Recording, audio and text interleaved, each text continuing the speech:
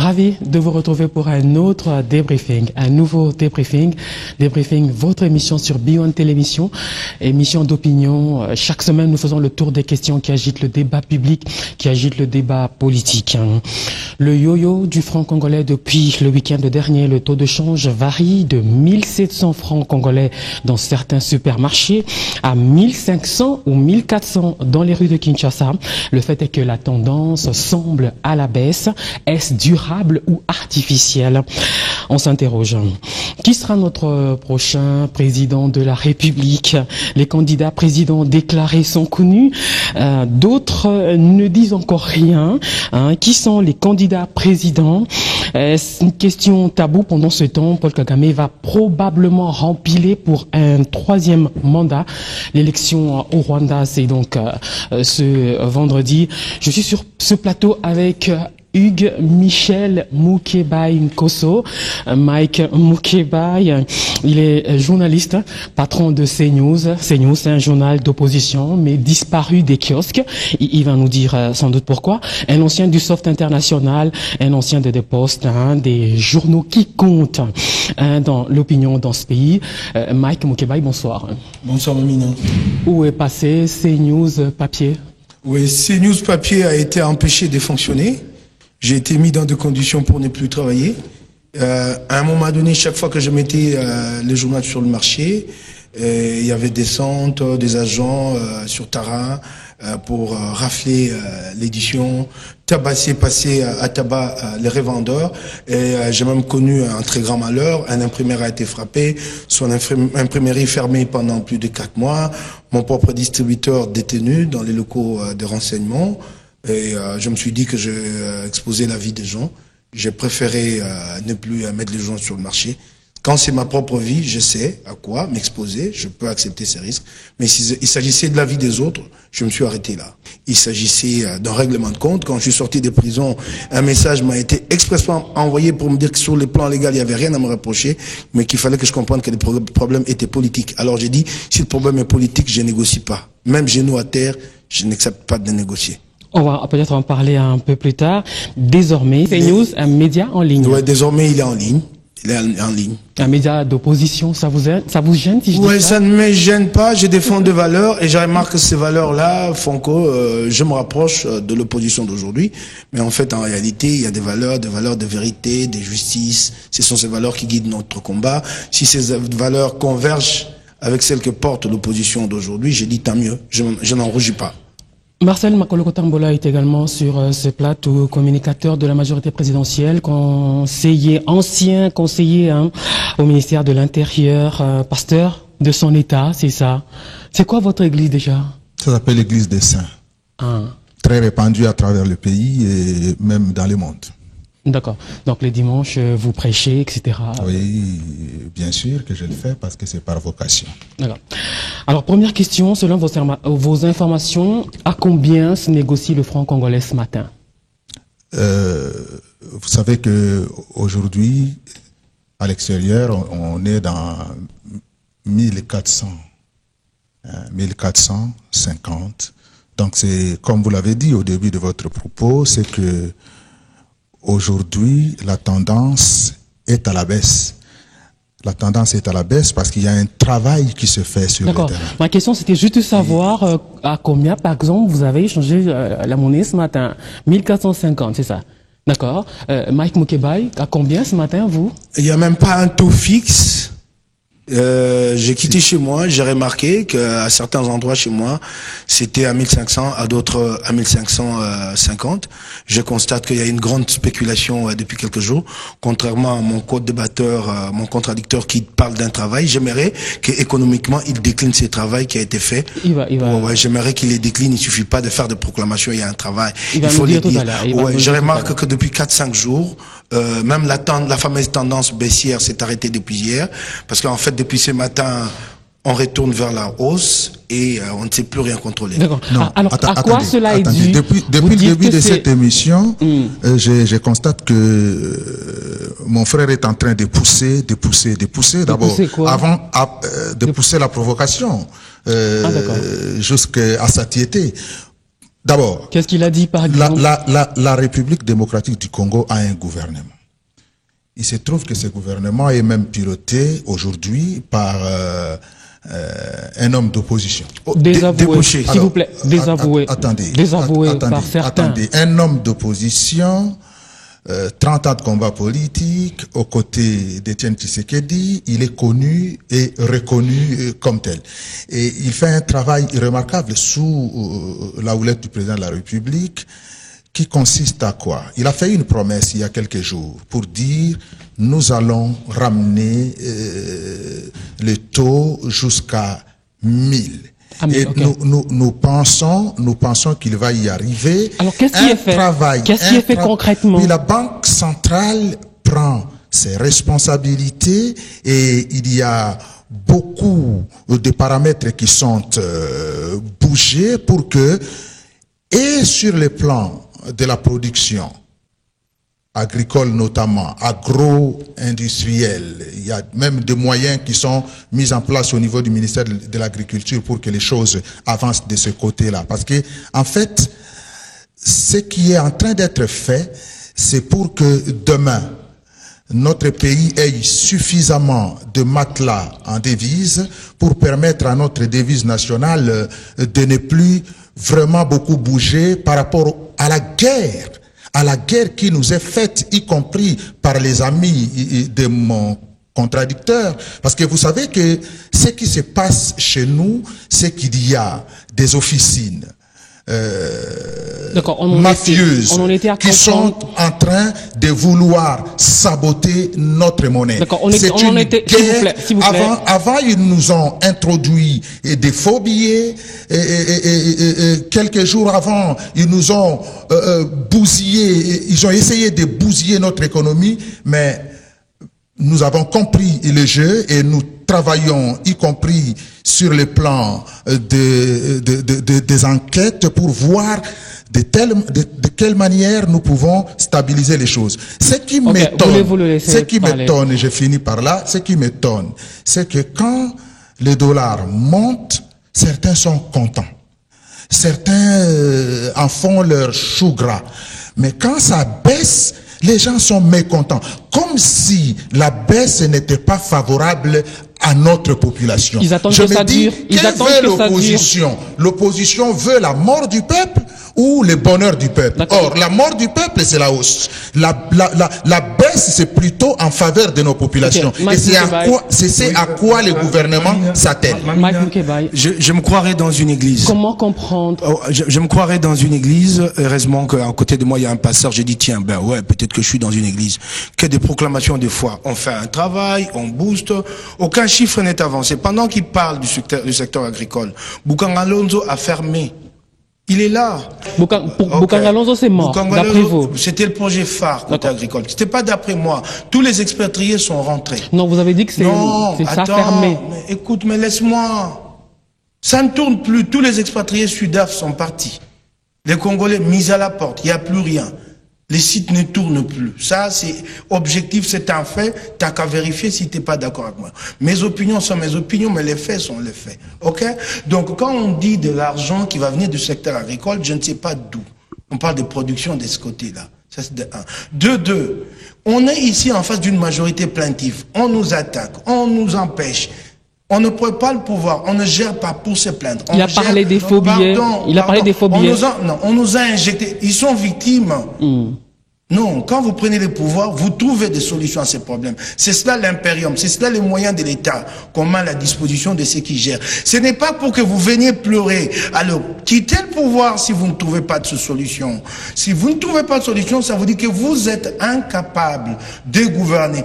Qui vous a? Vous n'avez pas identifié les coupables et vous faites quoi là?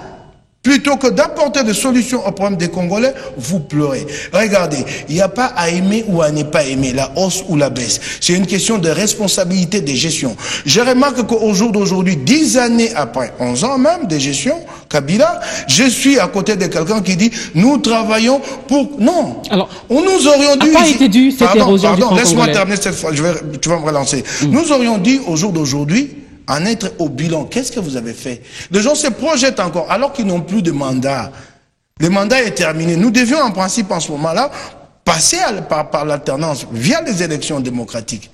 C'est cela la responsabilité. Alors, le rapatriement des recettes à l'exportation, c'est l'épine dans le pied. Il y a quelques jours, les ministres étaient à Lubumbashi pour sommer les miniers de rapatrier les recettes à l'exportation. Pourquoi seulement maintenant? Non, attendez. D'abord, avant de répondre à cette question, j'aimerais dire à mon frère que personne ne pleure. Vous m'avez présenté tout à l'heure comme ancien conseiller du vice-premier ministre, ministre de l'Intérieur. Je connais comment s'effectuent les enquêtes.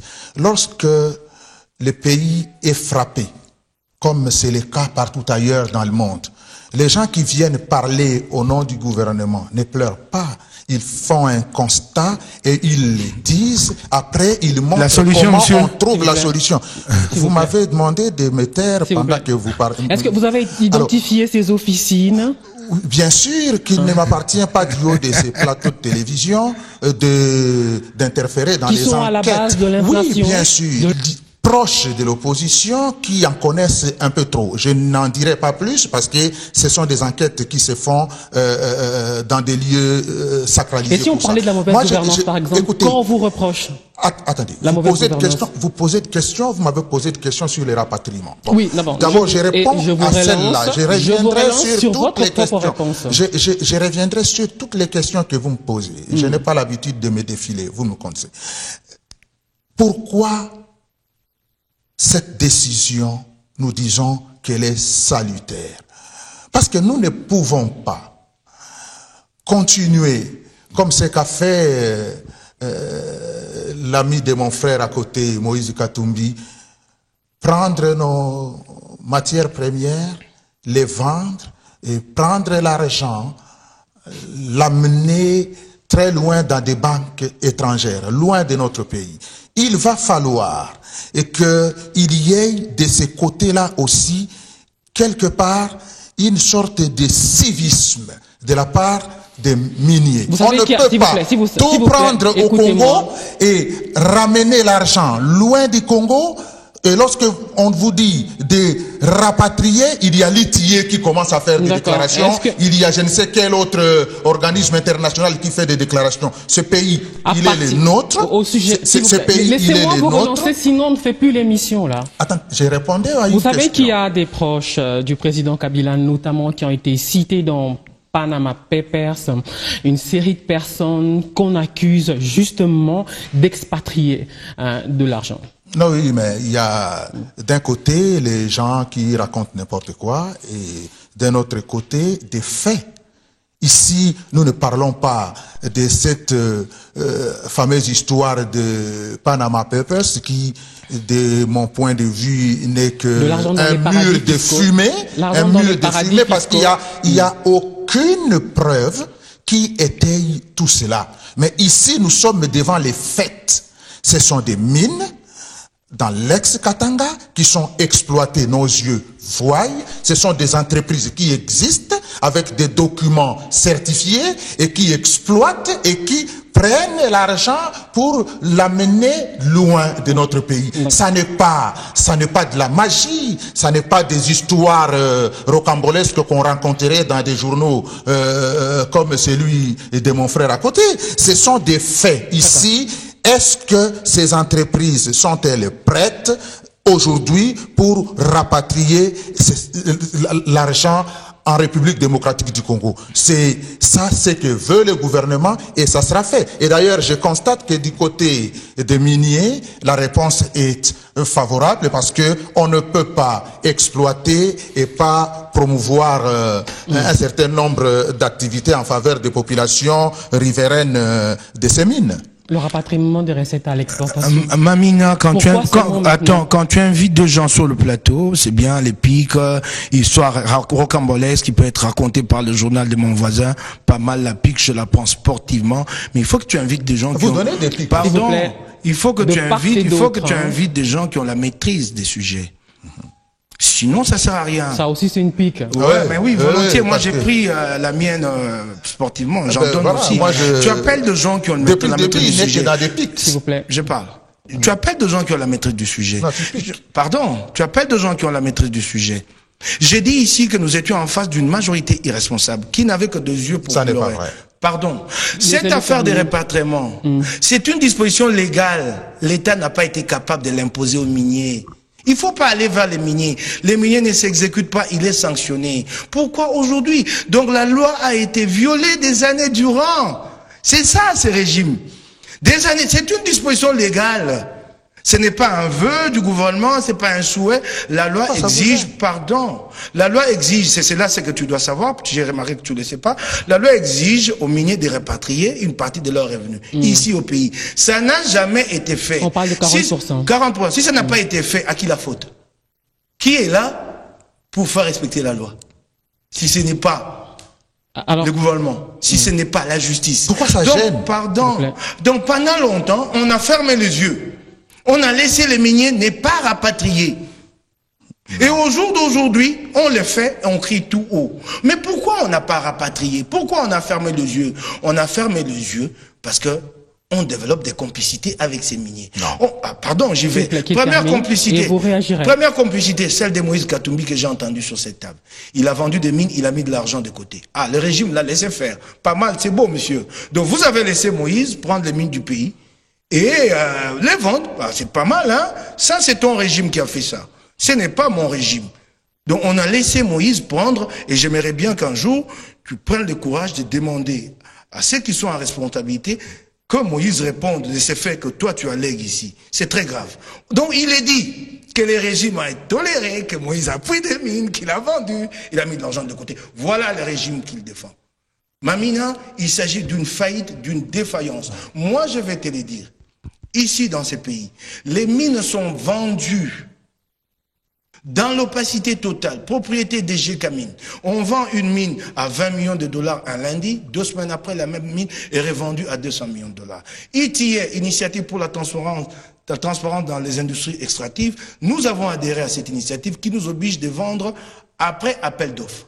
Mais puisque nous ne voulons pas vendre dans la transparence, finalement, nous avons tourné les dos à l'ITA. FMI, Banque mondiale, ont dit rupture de programme, nous ne pouvons plus continuer. Vous bradez vos mines, vous venez demander de l'argent ici. Mais qui brade nos mines? Ceux qui sont au pouvoir. Est-ce que tu sais que des mines sont vendues et que l'argent est mis dans des comptes offshore en île Maurice par un des responsables de la GECAMINE? Si tu veux, je te cite son nom. Je l'ai déjà cité plus d'une fois. Albert Youma.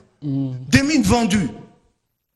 Le président du conseil d'administration. Le président le tout-puissant conseil d'administration. Donc il y a une question de responsabilité en tant que pouvoir. Je l'ai dit ici, on ne prend pas les affaires d'État en main pour se plaindre. On aurait dû contraindre les miniers depuis des années. Et quand on commence à parler du rapatriement aujourd'hui, que va-t-on rapatrier? Les dernières revenus? Ou doit-on remonter jusqu'au départ? Tous les revenus qui n'ont pas été rapatriés, est-il possible aujourd'hui de contraindre les miniers, de rapatrier tout? On le met en avant, mais on ne voit rien venir jusqu'à ce jour. Alors, à l'intention de ceux qui viennent de nous rejoindre, on essaie de comprendre pourquoi cette érosion du franc congolais.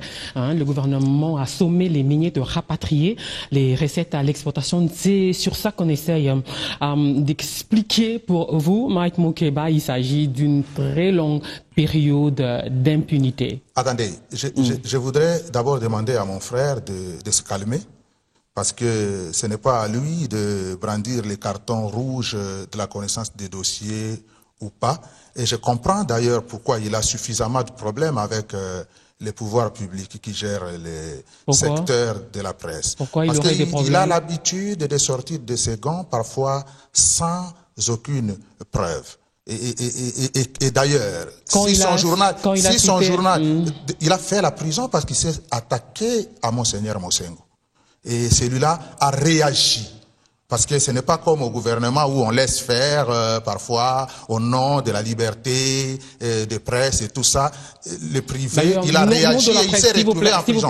S'il s'est retrouvé en prison, ça n'était pas le fait du gouvernement. C'était le fait de quelqu'un injustifiable comme tous les autres qui a réagi et qui l'a fait coffrer. Bon, et la justice a fait son travail. Moi, ce que je dis... Voulez-vous que je parle? Oui. À ce sujet, nous, de la presse, on plaide pour la dépénalisation des délits de presse. En même temps, un journaliste ne devrait pas faire de la prison pour ces articles de presse. Qu'est-ce qu'il en sait, ton invité? En même temps, il y a ce qu'on appelle la déontologie. La déontologie, ça ne permet tout de même pas de jeter en pâture la réputation des gens comme cela. Vous citez des noms sans en donner des preuves. Moi, je suis dans les faits.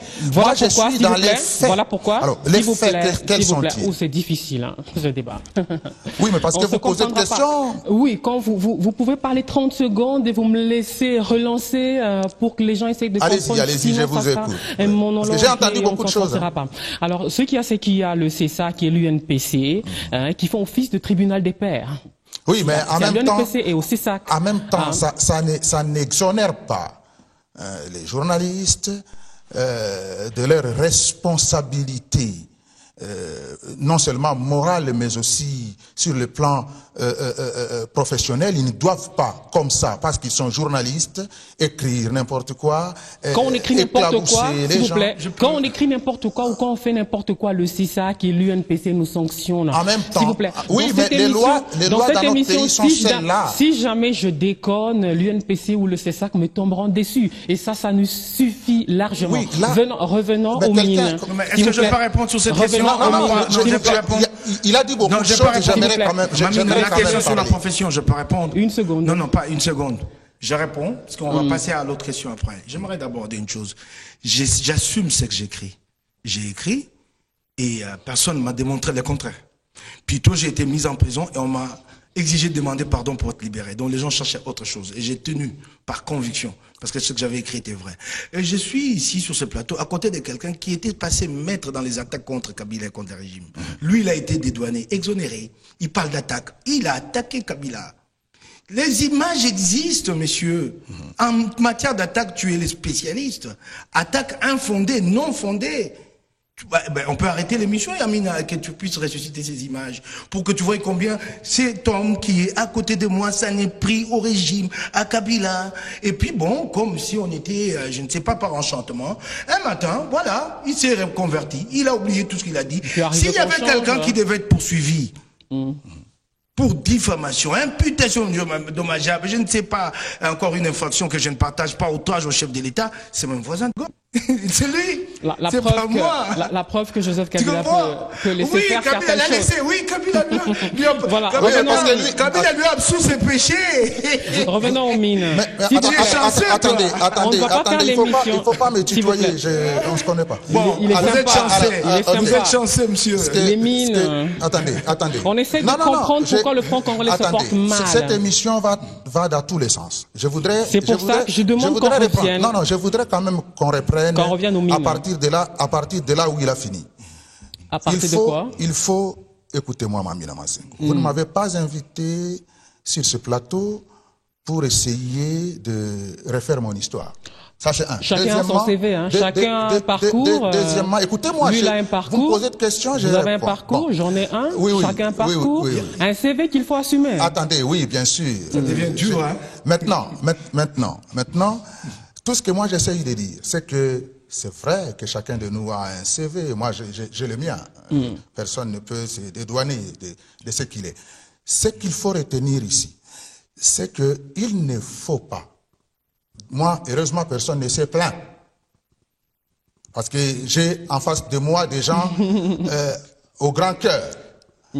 Mais Mosengo, lui, s'est plaint. Pourquoi? Parce que ça n'était, en tout cas du point de vue du plaignant, de trop. Il a réagi. Moi, ce que je ne veux pas, c'est qu'on impute au gouvernement de la République, qu'on voudrait qualifier, je ne sais de quel monstre, la responsabilité de l'arrestation de mon frère qui est à côté. Ça, on a compris. Il faut que ça se sache. Il ne faut pas, au détour de chaque émission, essayer d'éclabousser le gouvernement parce que quelqu'un injusticiable comme tous les autres a réagi et a intenté une action en justice contre, fut-il un journaliste. Bon, ça c'est quelque chose que je devais. On va pas refaire l'émission sur ça. Ce n'est pas parce que, et ce n'est pas parce que, ce n'est pas parce qu'on est opposant, Mamina, ou on est journaliste, qu'on doit tous permettre, même s'il y a ces sacs, même s'il y a une PTC. On va vraiment prendre la résolution de ne plus se quereller sur les délits de presse ou toute autre fâcherie. On va véritablement aller au fond de la question, ces mines. Quels sont ces miniers concernés par le rapatriement de ces 40% à l'exportation? D'après lui, c'est parce qu'il y a eu une très longue période d'impunité et d'après lui toujours, il y a des proches du président impliqués. Non, attendez, écoutez-moi bien. Cette manière de tout tourner autour du président et de ses proches, c'est très mauvais, surtout dans notre pays, où on voit tout en noir quand il s'agit du président. Faut qu'on arrête cette manière de chercher à éclabourer la réputation de quelqu'un pour rien. Ce qui est vrai, c'est que aujourd'hui, les choses sont telles que il faut que les uns et les autres qui ont amené loin l'argent gagné au Congo puissent comprendre la nécessité de travailler au soutien de notre économie. Et c'est clair, c'est net. Moi, je voudrais que lorsque ce type de décision sortent, qui est dans l'opposition et dans la majorité, donc tous les citoyens de ces pays soient d'accord, plutôt que de vouloir ramener les choses depuis Mathusalem. Ce qui est vrai, c'est que si hier il y a eu quelque chose qui n'était pas dans le sens de ce qui se passe aujourd'hui, félicitons-nous de ce qu'il y a aujourd'hui. Aujourd'hui, la décision est prise, elle est légale, il faut que les citoyens soutiennent cette décision. Moi, lorsque l'argent revient au Congo, c'est pour le bonheur du peuple, c'est pour le bonheur de notre économie. Est-ce que c'est une bonne décision? J'ai dit oui. Okay. Et je me demande pourquoi quelqu'un de l'opposition pourrait être mécontent. Le mécontentement des gens de l'opposition me fait penser à ce que quelqu'un a dit. Ils sont derrière il nous reste 10 ceux minutes. qui veulent la destruction de notre économie. Il nous reste 10 minutes, on va passer aux élections. Il ne faut pas qu'on aime la destruction. Je peux mettre un point de vue là-dessus. Non, sur cette affaire de rapatriement, rapidement. Vous avez parlé, vous avez cité des noms. J'aimerais dire une chose. Mamina, quand nous venons parler à l'opinion, apprenons à être sérieux. Quand on gère, il y a un devoir de redevabilité. Il ne faut pas demander à l'opinion, ni moi encore, à l'opposition congolaise, il prime à l'échec. Il n'y a pas de... S'il vous plaît, laissez-le terminer. Il y a une décision qui est prise. S'il vous plaît. Et une décision dans le bon sens. Pourquoi contredire la décision qui est prise dans le bon sens, dans l'intérêt du peuple? Laissez-le réagir, sinon... Il y a un devoir de redevabilité. Vous devez rendre compte. Il ne s'agit pas d'une décision qui a été prise hier, il s'agit d'une mesure légale qui existe depuis. Si ton invité n'est pas au courant, renvoie-le au Vous l'avez déjà dit. Alors, vous l'avez déjà dit. Laisse-moi terminer. Mais qu'il arrête les Laisse-moi terminer. Alors, deux gens sont en responsabilité, ils gèrent, ils n'arrivent pas à appliquer la loi. Un matin, ils se réveillent, ils disent nous allons l'appliquer. On dit ok, appliquez-la. Mais Mamina, j'ai l'impression que le débat est désorienté. Ce n'est pas avec le rapatriement de ces dizaines de millions de dollars des revenus des miniers, des revenus des... S'il te plaît, c'est comme ça dans ton église. S'il vous plaît. Oh, quelle église.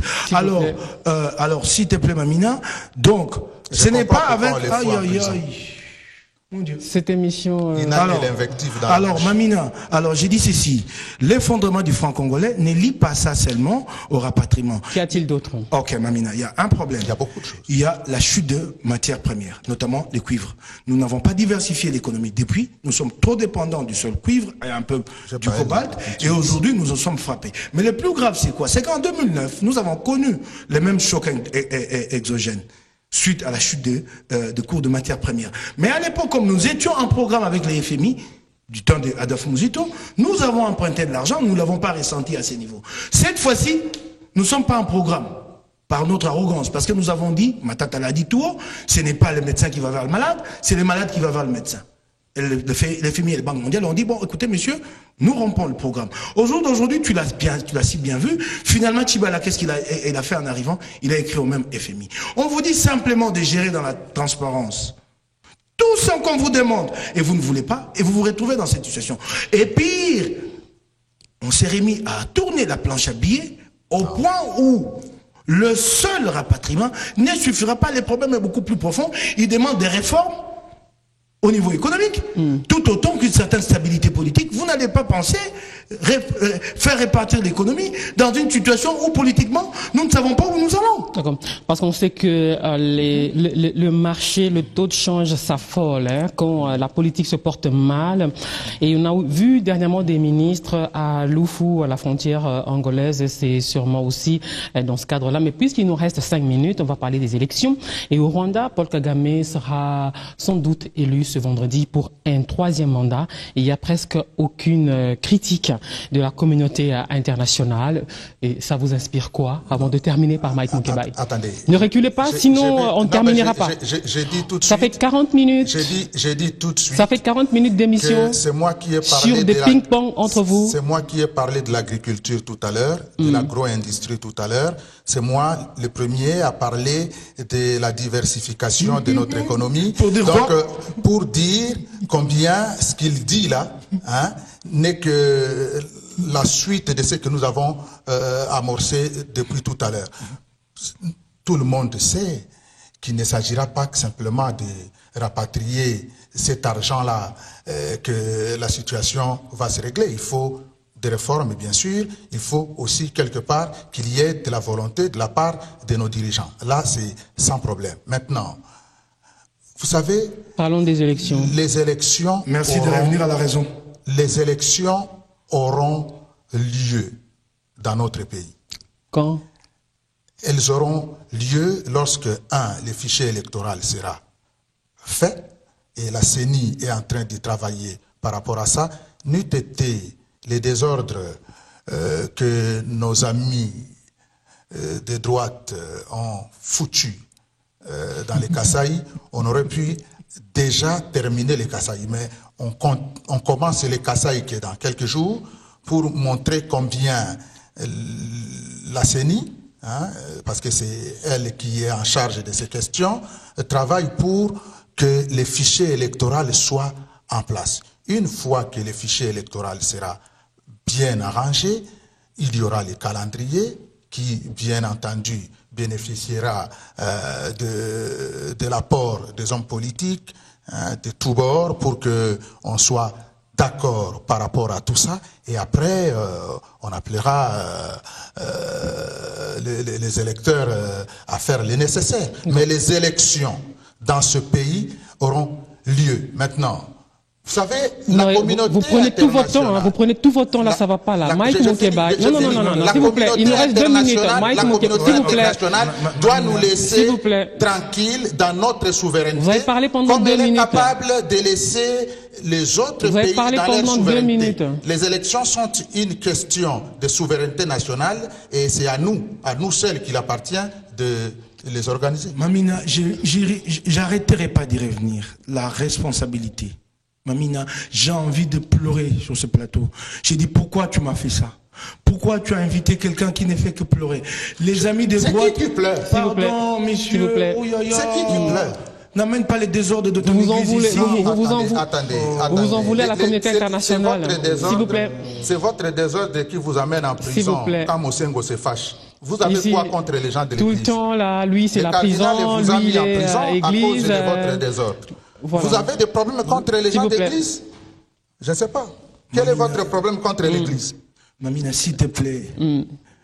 J'ai pris une fois de plus ton invité à ne pas amener les bordels de son église. Répondez à la question. J'insiste. Pas d'attaque personnelle, pas de propos blessants. C'est le cas aussi pour vous. Hein. J'insiste. Bah oui. Hein. Alors j'ai dit, oui, Mamina, tu as entendu, le pays est souverain. Oh, quelle belle idée. Mais il n'est pas souverain et il laisse les opposants détruire les Kasaï. Là, il n'y a pas de souveraineté d'État. Quelle irresponsabilité. Non, attendez. Ceux qui ont détruit, ceux qui ont causé le trouble dans les Kasaï, c'est l'ami des droites, les amis des droites. Mais nous sommes souverains vis-à-vis de la communauté internationale. Bien sûr. Mais mon Dieu, ces gens-là qui ont sémé le trouble, vous les avez identifiés, non? Arrêtez-le, jugez-le. Il y a même des procès. Vous venez les dire. Mais il y a des procès. Non, pardon, Mamina. Il y a des procès. Il y a des enquêtes. Pardon, ne mélangeons pas les gens. Ce sont les gens de droite. Donc l'opposition. Ceux qui sont arrêtés ne sont pas les opposants. Ne l'aident pas. Je veux qu'on réponde. Si c'est nous qui avons détruit. Ça, c'est très grave dans ces pays. Que de gens passent à la télé, là où des gens meurent, et venir tenir des propos irresponsables. Les gens sont en train de mourir. S'il y a des responsables parmi nous dans le camp de l'opposition, il ne faut pas le dire à la télé. Il faut que la justice demande des comptes à ces gens. Mamine, il ne faut jamais laisser de C'est ce que la justice fait. Non, mais c'est ce qu'elle fait, la justice. S'il vous plaît, laissez-le terminer, sinon c'est le cafouillage, là. Mamina, il y a un problème. La question fondamentale, quant à savoir les élections, elles auront lieu quand? Tu as compris. Corneille Nangaa a dit que c'est pas possible à la fin de l'année. Oui, Mamina, tu as suivi les balbutiements. Laissons finir les fichiers électoraux. S'il vous plaît, vous avez parlé.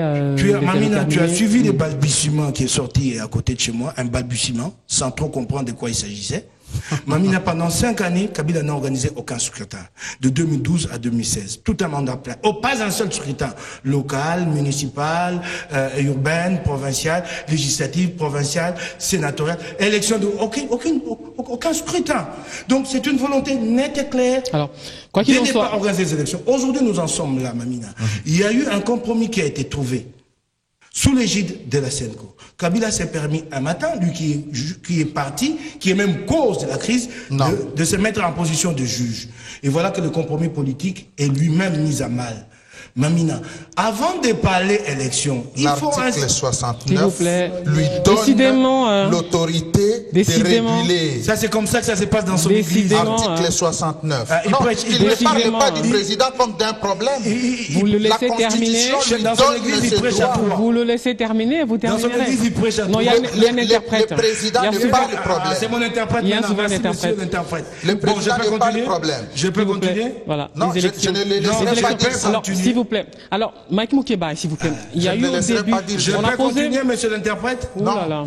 On a commencé au début par une question que les Congolais cherchent à savoir qui sera probablement notre prochain président de la République à l'opposition qui est candidat. Bon, écoute, je vais essayer de brosser, prendre la situation dans l'ensemble. Katumbi Moïse est candidat déclaré, connu, bien connu. Vital Kamerhe, il ne l'est pas encore, mais tout le monde connaît son ambition. Il n'y a pas à se cacher. Je continue à le classer dans l'opposition. J'ai vu qu'il est revenu sur certaines de ses positions. Tant mieux. Donc, il est aussi candidat. Il y a un candidat qui ne s'est pas encore lui-même déclaré, mais j'ai entendu les partisans de son parti politique, de chez lui, UDPS, dire il est notre candidat. C'est Félix Etienne Tshisekedi. J'imagine qu'à la tête d'un parti historique, inévitablement, il sera candidat. Je ne vois pas un parti historique ne pas avoir un candidat. Donc, j'ai les 3 principaux candidats. Il y a eu des spéculations autour des syndicats d'Okolo. C'est un homme d'affaires qui ne s'est jamais intéressé à la politique. Je doute encore qu'il soit candidat. Mais j'ai les 3 principaux candidats, sans parler des outsiders, de gens qui pourront débarquer, hein, chacun son ambition. Freddy Matungulu. Nous sommes... Freddy Matungulu, je suis passé à 3 principaux candidats. Je vais descendre à d'autres, Mamina. Il y a Freddy Matungulu, mais qui n'en a pas la provision. Il suffit pas d'avoir une vision doit s'accompagner d'une provision. Il y a aussi Martin Fayoulou qui est candidat, tant d'autres. Bon, la question principale de notre côté reste que les 2 candidats les plus sérieux s'entendent un jour pour avoir un candidat commun. Je ne sais pas si nous pouvons l'espérer. C'est Moïse Katumbi et Félix Tshisekedi. Qui a le profil d'après vous? Peut-être c'est trop tôt de poser la question. Si, qui a le profil? Qui a le profil d'après vous à l'opposition? Bon, je n'aimerais pas moi me prononcer. C'est encore... trop tôt pour le faire. Parce que sous d'autres cieux, les gens à l'avance, hein, une année avant les élections, savent déjà à peu près pour quel président de la République ils vont voter. Et c'est pour ça que j'ai demandé qu'on puisse parler des candidats présidents. Voilà, c'est votre tour. Merci. Vous impatientez. Voilà. Vous vous impatientez. C'est votre tour. Qui est le candidat MP à la présidentielle? Vous savez, il y a un temps pour chaque chose. Que c'est de l'opposition qui se précipite dans la course, qu'il le fasse. Mais nous sommes tenus par la Constitution, article 70, alinéa 2. À la fin de son mandat, le président de la République reste en fonction jusqu'à l'installation effective du nouveau président. C'est qui ce élu. nouveau? Pour Qui nous, pourrait être ce nouveau? Pour nous, tant que la CENI n'a pas fait appel à la candidature, la majorité sait que aujourd'hui le pays est dirigé au terme de l'article 70 de la Constitution. Ok, quand vous parlez élection, s'il vous plaît, laissez-moi parler ça, ce qui nous reste une minute. Joseph Kabila Kabange qui est président. Donc il faut que ça se sache, que ceux qui veulent courir, parce qu'ils en ont les jambes, courent. Nous tenons à la Constitution de notre pays qui veut qu'on fasse une chose à son temps. Et aujourd'hui, c'est Kabila Joseph qui est président. Vous l'avez répété 1000 fois. Il faut le répéter autant de fois que ce sera possible. Dans votre camp, quand vous préparez les élections, le problème, ce n'est pas que les faveurs, mais c'est des convictions fermes. Quand vous parlez préparatifs des élections et de candidats, vous vous dites quoi? Ou c'est une question taboue? Ça n'est pas du tout chez tabou. Chez eux, on sait qui est candidat. C'est même constitutionnel. Chez eux, on sait qui est candidat. C'est même constitutionnel. Qui est candidat chez vous? Chez nous, aujourd'hui, nous avons un président de la République. Et que, comme... Vous avez bien répété votre leçon. Comme la CENI n'a pas demandé des candidatures, nous tenons à la Constitution et Kabila Joseph est président. Vous voulez que je vous dise quoi? Vous voulez que je vous réponde avec des approximations anticonstitutionnelles aujourd'hui? Vous dites par exemple qu'il y a tel qui a envie d'être président. La majorité, dernièrement, s'il vous plaît, la majorité, dernièrement dans la presse, on a parlé de Bahati Lukwebo par exemple, qui a envie, Aubin Minakou, Henri Mova. La majorité a été claire à ce sujet. Nous aurons des candidats à tous les niveaux. Mais aujourd'hui n'est pas venu le temps. Quand le temps sera venu, quand la CENI fera son travail, quand on appellera au dépôt des candidatures, en ce moment-là et en ce moment-là seulement, la majorité se prononcera. Aujourd'hui, on laisse à ceux qui ont les jambes vous l'avez déjà dit, la possibilité de courir. Vous l'avez déjà dit. Alors, et de s'entre-déchirer. Je sais que parce qu'il y en a un ici qui donne des cartons rouges à des gens qui ont des provisions et à d'autres qui n'en ont pas. Je sais que vous n'allez pas répondre à la question. Il paraît que Matungulu n'a pas de provisions, il appréciera. Merci, monsieur l'interprète, merci beaucoup. Je sais que vous n'allez pas répondre à la question, je la pose quand même. C'est qui votre candidat président de la République? Aujourd'hui, je vous dis, je l'ai répondu. Je l'ai répondu. J'ai répondu à cette question. C'est Joseph Kabila. Donc, pour moi, aujourd'hui, c'est Joseph Kabila Kabange. Le temps de dépôt de candidature n'est pas encore venu. Et que la majorité se réserve le droit de proposer les candidats à tous les niveaux. Et aujourd'hui, c'est Kabila Joseph. On va terminer juste 10 secondes. Oui, Bamina, il ne faut pas dire des choses qui ne tiennent pas. La question de candidature n'est pas liée à la Constitution. C'est une question purement politique. Chacun est libre à un moment de sa vie de se déclarer candidat. Pardon, monsieur. Qu'il termine. C'est une volonté personnelle. Il n'y a aucune Constitution qui dit que c'est à partir de janvier. Nous sommes une Pardon, Mamina, je termine rapidement. Pardon, s'il vous plaît, je me rends compte que j'ai en face de chez moi un représentant d'un camp des assujettis qui ne peuvent pas s'exprimer librement.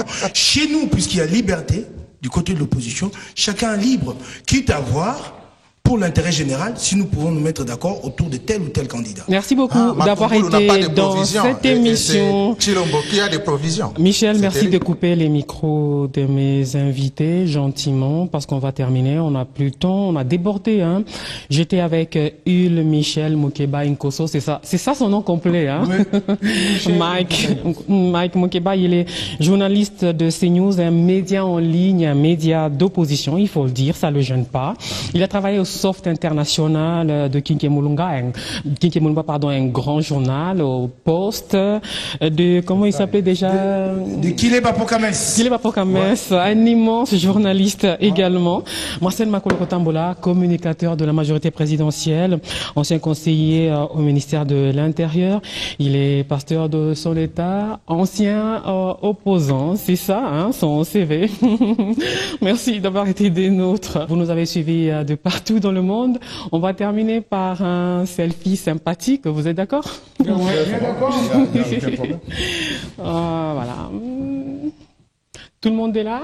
Vous regardez par ici? Vous regardez par ici? Ah, par là, par ici? C'est bon, c'est bon. C'est fait. Merci beaucoup. Voilà. Ok, ici.